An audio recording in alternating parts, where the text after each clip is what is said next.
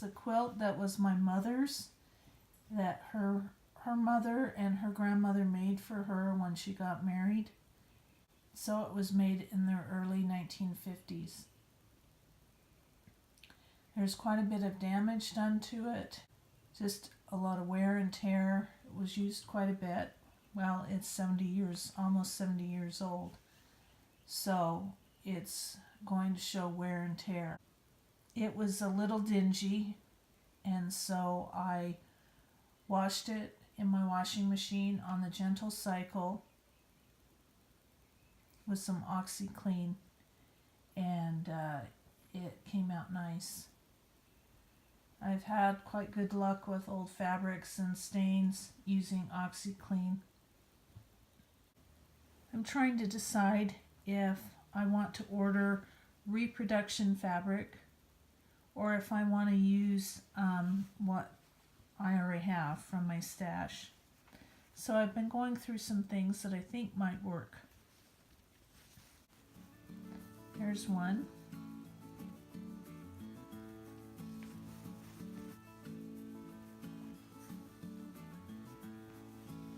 It's another bit of that. This one I'm not loving.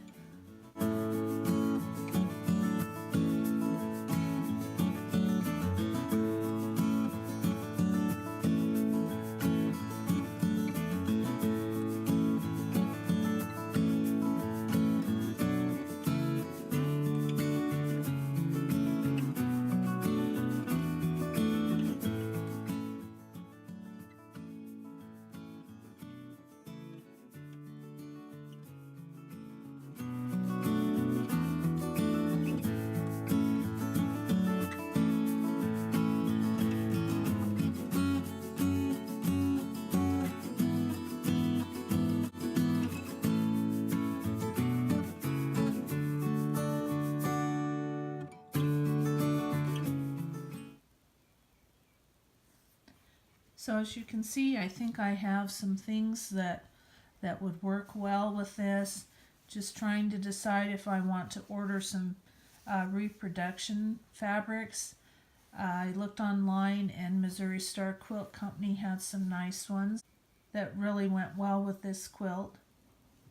But I also feel like in using what I already have, that's kind of in keeping of the theme that my grandmother had when she made the quilt, of being frugal and using what you have. So either way I think will work. Anyway, I'll show you a little bit of what I've done and some of the damage that's on here. You can see the batting's coming through. A couple weeks ago I unpicked the binding. You can see on the earlier pictures that this binding was down here. Well, I picked it out with a seam ripper. And you can see the original backing was this kind of light blue, light aqua.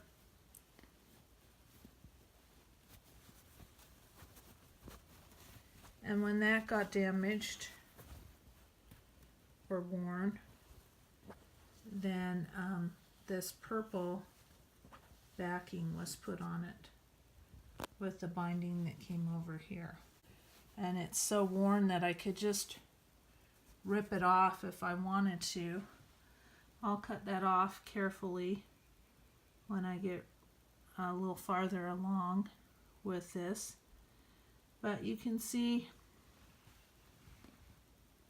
how on, I don't want to make you too dizzy. You can see how a lot of the pieces are worn and have the batting coming up through it. You can even see down to the purple backing on that one. And I haven't quite figured yet how to replace the batting, or if I need to replace the batting. See, that block has two different fabrics in it. So when I first decided that I wanted to restore this, I asked several people that I know that quilt how I would go about it. Well, they had a few ideas, but they'd never done it before. I also watched a few videos on restoring quilts. I went through this very carefully, or at least the 9-patch part of it, and I looked at each block to determine which ones had extensive wear or holes in them, and so I marked them with a safety pin. If that they were all worn, then I marked the middle with 2 pins. See if I can find one of those. This one right here.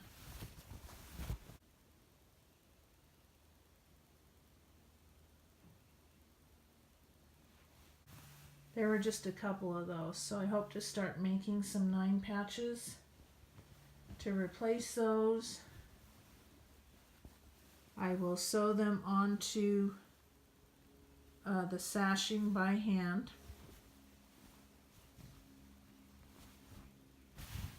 You can see on these some of the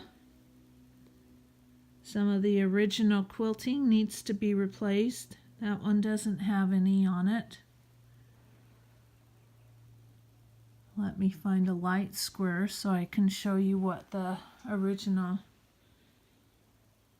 quilting looks like. That one's not all there either. That one is, but it's hard to see.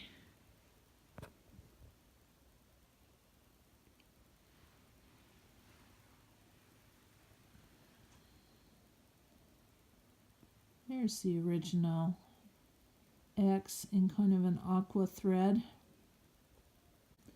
When the purple backing was put on 20 years later, that was machine stitched. And so it looks like that's a white thread on the top and then a light purple thread on the bottom. And if I pull up,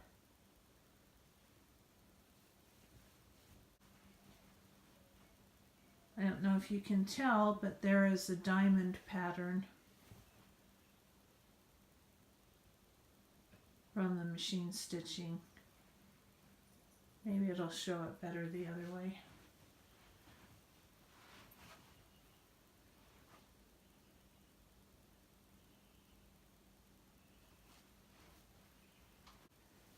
And as you can see, that's quite worn.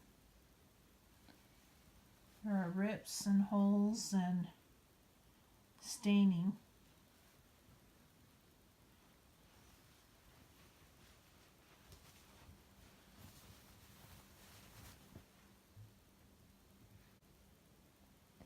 So you may be wondering why I would go to all this trouble to save this quilt when it obviously looks like a mess. But this is one of those family things, and it's something from my great-grandma, my grandma, and my mom, and none of those ladies are around anymore. And I would like to be able to be the one that restores it. Because I can't really use it the way it is now. I guess I could, but it would just continue to get damaged with more use. So here's my plan. My plan is to replace these squares that need replacing, and then I will hand stitch an X in each square. Then I will put the backing, a new backing on it, and then I will machine stitch in the same design that was previously machine stitched. Then I will probably put a binding on it instead of just pulling the backing to the front, which was the method that had been done before. When it's restored, I'll be able to either throw it over the back of a couch or at the end of a bed. I haven't gone through and looked at the sashing yet. Most of it looks good. I know that there are a few worn spots, and I don't know where I'm going to find a fabric that will match that, but it really doesn't matter at this point if it matches.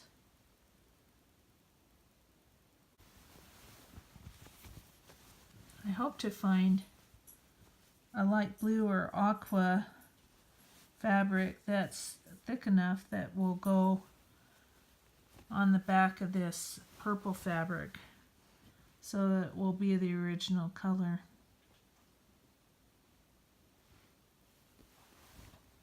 So join me in this process and on this journey, and we'll see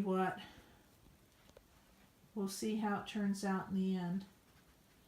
And even if it's a fail, you know, I don't really care. I think it will still turn out good. At least, you know, it's just for me, so it doesn't really have to be perfect, because I have all these memories and sentiment attached to it.